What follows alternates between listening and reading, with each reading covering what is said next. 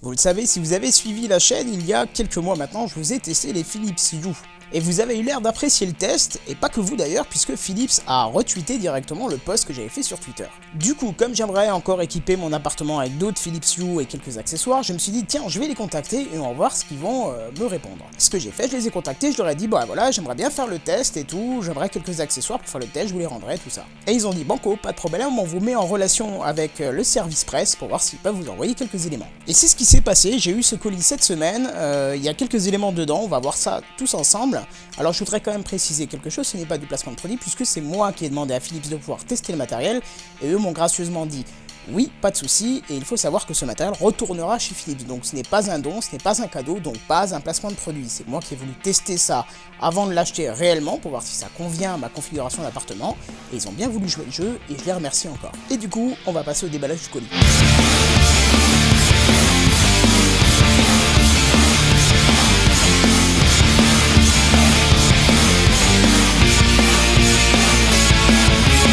Alors qu'est-ce qu'on trouve dans le kit que Philips m'a envoyé juste là? Vous avez déjà tout d'abord le pont. Le pont, je vous l'ai expliqué dans la précédente vidéo, c'est un petit peu le cerveau du kit, c'est-à-dire que tous les éléments vont communiquer avec ce pont, et ce pont va être lié à Internet via le câble RJ45 qu'on voit ici. Bien sûr, il y a son alimentation avec, alors là ils ont fourni seulement l'adaptateur français, mais moi dans le kit que j'ai acheté en commerce, j'avais plusieurs connecteurs différents permettant de brancher dans les autres pays. On a aussi la petite télécommande que je vous ai aussi présentée dans la première vidéo, donc qui a l'air de fonctionner d'ailleurs, mais qui clignote en rouge puisque bien sûr elle n'est pas encore couplée avec le pont, ou peut-être qu'elle est déjà couplée avec le pont mais pas avec mon installation, et puis de toute façon le pont est éteint. Deux ampoules E27, alors c'est les Height White Hue White Ambiance, pardon. Est-ce que c'est les mêmes que les miennes? Non, c'est pas tout à fait les mêmes que les miennes, donc je pense que celles-là, elles sont peut-être chaud et froid parce qu'il y a différents types d'ampoules et je crois qu'il y en a certaines qui peuvent basculer en chaud-froid, c'est-à-dire un blanc plutôt jaunâtre ou plutôt bleuté. Donc, voilà, on verra ça tout à l'heure. Et le plus important, ce que je voulais vraiment tester avant d'acheter, c'est le détecteur de mouvement que vous pouvez voir avec un support qui est ici et le petit bitonio qui est là. Ça, vous le vissez dans le mur et après vous allez plaquer le détecteur contre ce support. Voilà, bien évidemment, le détecteur couplé avec le pont va permettre de vous détecter lors de l'entrée dans une pièce et d'activer un scénario, une ampoule ou comme vous voulez. Voilà, et on voit ça tout de suite. Vous le savez, si vous avez regardé la précédente vidéo sur les Philips Hue, j'ai déjà un pont, mais ça n'empêche pas d'en brancher un deuxième, puisqu'au-delà de 30 éléments, il est nécessaire d'en brancher un deuxième, et pour cela, c'est tout simple, il suffit de brancher le courant, et en second temps, la prise Ethernet qui permet de relier le pont à votre box Internet. Vous avez vu dans le kit qui m'a été fourni qu'il y a deux ampoules, mais moi je ne vais en tester qu'une seule. Dans ma configuration, une seule suffira. De toute façon, la procédure ne change pas pour une ou pour deux. Je vous invite par contre à bien débrancher le courant avant de faire le test. Moi j'ai laissé le courant juste pour vous montrer que la Philips Hue s'allume dès qu'on la branche. Vous noterez à l'occasion mon superbe plafonnier digne des plus grands châteaux de Versailles. Il est temps d'installer le détecteur de mouvement. Alors moi je le pose comme ça sur ma pharmacie, j'ai pas envie de faire un trou dans le mur juste pour un essai. Mais comme vous l'avez vu, il y a un support mural magnétique où vous allez pouvoir poser votre détecteur dessus. On passe maintenant au support de télécommande qui est lui aussi magnétique, donc vous pouvez très bien le mettre sur des surfaces métalliques, ainsi que la télécommande qui est aussi magnétique et qui rentre bien sûr dans le support de télécommande parfaitement. J'ai pu aussi constater à l'installation que l'ampoule que j'avais installée dans la salle de bain est déjà couplée avec la télécommande, sûrement dû à un ancien test, et cela m'a confirmé le fait que c'est bien des ampoules chaud-froid, c'est-à-dire qu'on va pouvoir régler plusieurs types de luminosité, comme je vous l'ai dit, chaud, jaunâtre, froid, bleuté. Et d'ailleurs, ce qui est très saisissant, c'est qu'on a même l'impression qu'il y a des couleurs, mais je pense que c'est qu'une impression. Et voilà, il est temps de passer à la configuration mobile directement, puisque ça se fait à partir du téléphone. Alors pour ça, c'est très simple, il suffit d'aller dans l'application Philips Hue que vous aurez téléchargée auparavant. Une fois que vous êtes devant l'application Hue, il va falloir rajouter le pont. Alors moi j'en ai déjà un, donc ici quand je clique sur Philips Hue, vous voyez qu'il y en a déjà un. Mais je vais ajouter le deuxième, et je vais faire en sorte que je puisse le supprimer après le test, donc je vais le nommer différemment. Voilà, et pour ajouter le pont, il suffit d'appuyer sur Rechercher, et le pont va automatiquement être trouvé, comme on peut voir ici. J'ai plus qu'à cliquer sur Connecter, et je dois appuyer sur le bouton central du pont pour confirmer que c'est bien mon pont. Voilà, une fois que c'est fait, le pont est désormais associé à votre téléphone. Bon, là, il me demande de faire une mise à jour, ce que je vais faire immédiatement, parce que sinon, je ne pourrais pas continuer à faire le test. Voilà, la mise à jour a mis à peu près 5 minutes à se faire, c'est fait, j'ai plus qu'à appuyer sur terminer et on peut voir que j'ai mon deuxième pont. Alors j'espère que c'est bien celui-là, parce que je vous avoue que j'ai pas pu lui donner un nom, donc je ne sais pas lequel est le mien. Et le deuxième, il y en a un qui ne met pas de connexion, je ne sais pas, bon bah... Là je vous avouerai que je ne sais pas. Voilà, j'en ai nommé un des deux, Philips Hue 2, j'espère que c'est le bon. Là je vous avouerai que j'ai pas pu nommer celui que je pensais rajouter, en espérant que ça soit le bon, parce que du coup... Après le test, je vais devoir en enlever un. Si j'enlève le mien, je vais devoir me retaper toute la config. Voilà, ça c'est fait. On va rajouter une pièce. Donc ici, dans configurer la pièce. Et je vais rajouter le nom salle de bain. Ça sera beaucoup plus simple. Voilà, enregistrer. Ah, par contre, hein, type de pièce. Vous voyez qu'on peut choisir le type de pièce. Est-ce qu'il y a un équivalent de salle de bain? Oui, salle de bain, juste ici. Voilà, et je peux... rajouter 2 ampoules. Alors pourquoi 2 ampoules? Je ne sais pas, puisque je n'en ai branché qu'une.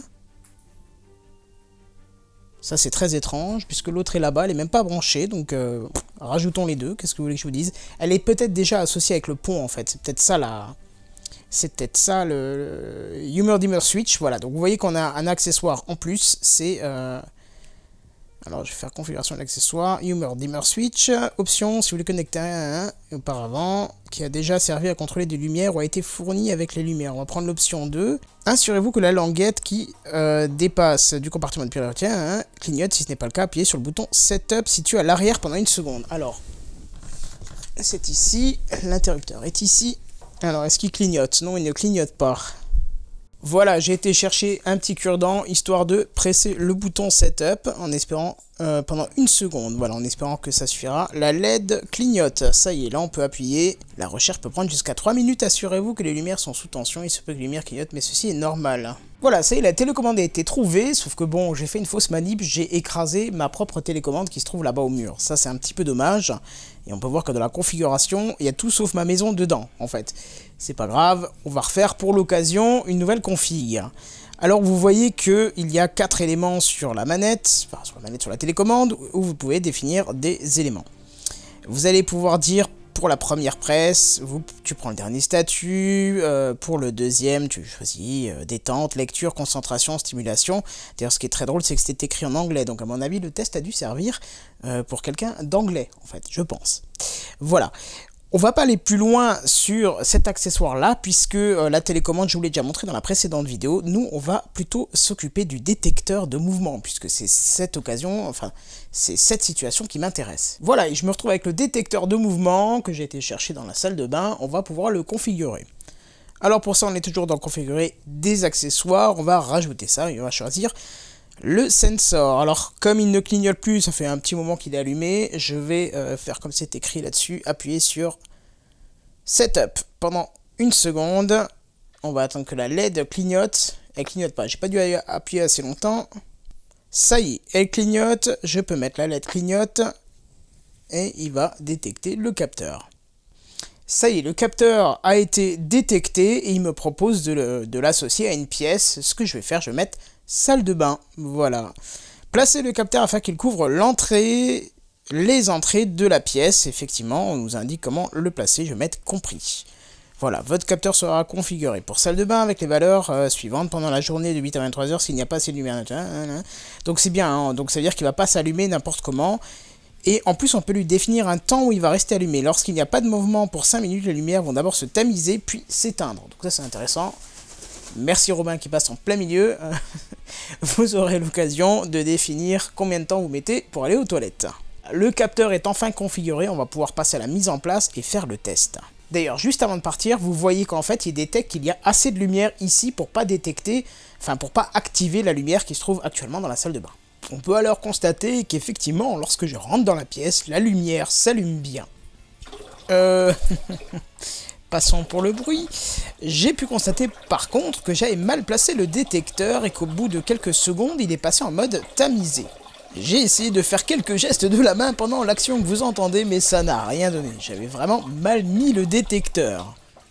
Mais bref, en tendant la main très loin, j'ai réussi à réactiver la lumière. Bref, vous pouvez constater qu'au bout de quelques secondes, la lumière repasse en mode tamisé, puis finit par s'éteindre. Tout est bien sûr configurable dans l'application, que ce soit les horaires ou les conditions, tout est accessible dans l'application. Voilà, le test touche à sa fin, vous l'aurez compris, c'est un système qui est super pratique, hyper simple à configurer, ça prend, allez, 3-4 minutes par élément, gros maximum, le temps que ça détecte les éléments, c'est super simple, n'importe qui peut le faire, il n'y a besoin d'aucune connaissance particulière pour y arriver. Certes, je ne me suis pas attardé sur la télécommande, mais parce que ça reste une télécommande, on l'éteint, on allume, on met des scènes en place, ce que je voulais tester c'était vraiment le détecteur, et j'ai pu vous montrer grâce à la vidéo que c'est vraiment quelque chose d'efficace et de pratique.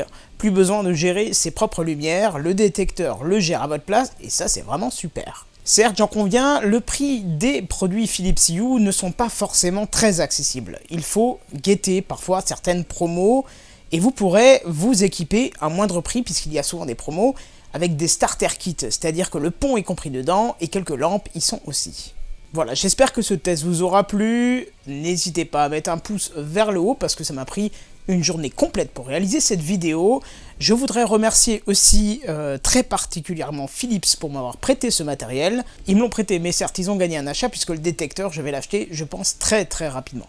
N'hésitez pas à me suivre sur Snapchat ou encore sur Twitter ou sur Facebook, je vous mettrai les liens dans la description de la vidéo. N'hésitez pas aussi à vous abonner à la chaîne et de cliquer sur la petite cloche, ça vous permet d'avoir des alertes lorsque je sors une vidéo. Et surtout, je prévois de faire quelques petits lives puisque maintenant l'application mobile le permet pour tout le monde.